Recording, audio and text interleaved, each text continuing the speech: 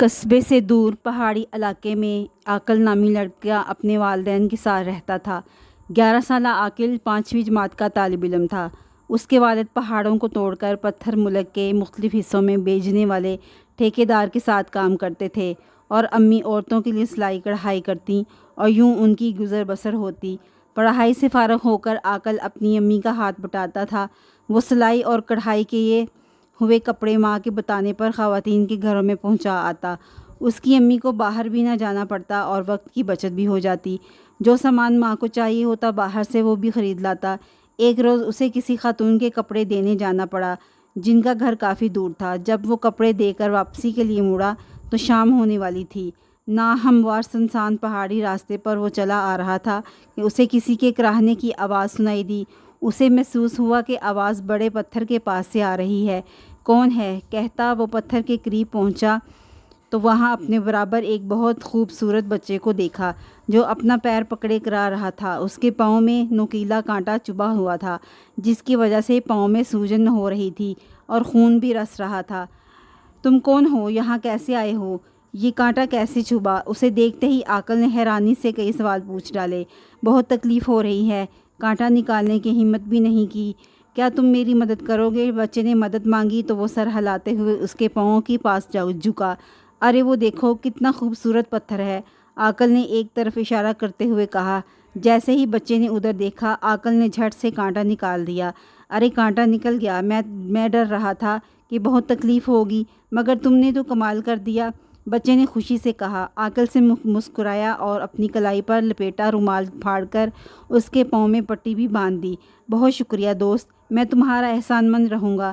شام ڈھل رہی ہے، اب ہمیں اپنے گھر جانا چاہیے۔ ٹھیک ہے، مگر تمہارا گھر کہاں ہے؟ تم نے اپنا نام بھی نہیں بتایا۔ میرا نام بنٹو ہے اور جنگل کے اس پار ہمارا گھر ہے۔ بنٹو آستگی سے اٹھ کھڑا ہوا اور ہاتھ ہلاتے ہوئے مخالف سمت چلنے لگا۔ عاقل بھی تیزی سے اپنے گھر کی جانب چل پڑا۔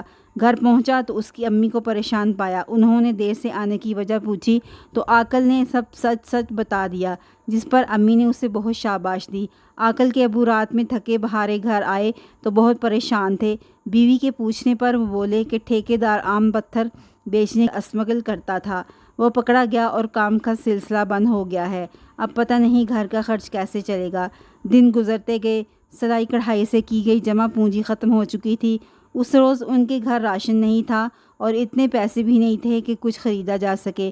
عاقل کی امی نے اسے کڑھائی والا کرتا دیا کہ انہی خاتون کے گھر دے آؤ تاکہ جو پیسے ملے اس سے کھانے کا بندوبست ہو سکے۔ جب وہ کپڑے پہنچا کر آ رہا تھا تو اسے بنٹو نظر آیا۔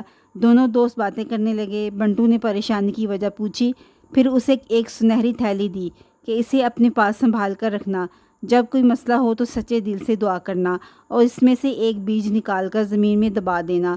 عاقل گھر پہنچا، ماں کو پیسے دیے، ابو دکان سے بن لے آئے اور انہوں نے شکر ادا کر کے بھوک کی شدت کم کی۔ رات میں سونے سے پہلے عاقل نے دعا کی اور پھر تھیلی میں سے ایک چھوٹا سا بیج نکال کر گھر کے پچھلے حصے کی مٹی میں دبا دیا۔ اگلی صبح وہ دروازے پر تیز دستک سے جاگے۔ کون ہے؟ عاقل کے ابو نے پوچھا اور دروازے پر کھڑے اپنے ایک دوست کو دیکھ کر خوش ہوئے۔ ایک بڑی کمپنی نے پہاڑوں کی کھدائی کا حکومت سے معاہدہ کیا ہے۔ وہاں کے لوگوں نے تمہاری ایمانداری سے متاثر ہو کر تمہیں انچارج بنانے کے لیے کمپنی کے نمائندے سے کہہ دیا ہے۔ میرے ساتھ چلو، انہوں نے تمہیں بلایا ہے۔ دوست کے بتانے پر وہ کھل اٹھے اور اس کے ساتھ چلے گئے۔ عاقل اور اس کی امی بہت خوش ہوئے۔ عاقل بھاگ کر گھر کے پچھلے حصے میں گیا اور وہاں ایک چھوٹا سا پودا لہلہاتا دیکھ کر حیران رہ گیا۔ ایک روز اس نے دعا مانگی کہ ماں کے کام میں برکت ہو اور پھر بیج بو دیا۔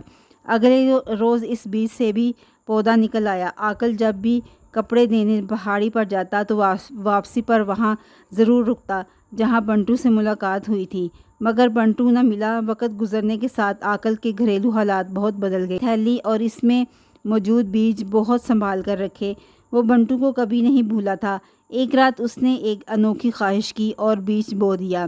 اگلے روز اپنے گھر میں بنٹو اور اس کے ساتھ ایک بہت خوبصورت خاتون کو دیکھ کر بہت خوش ہوا اور بھاگ کر ان کے پاس گیا۔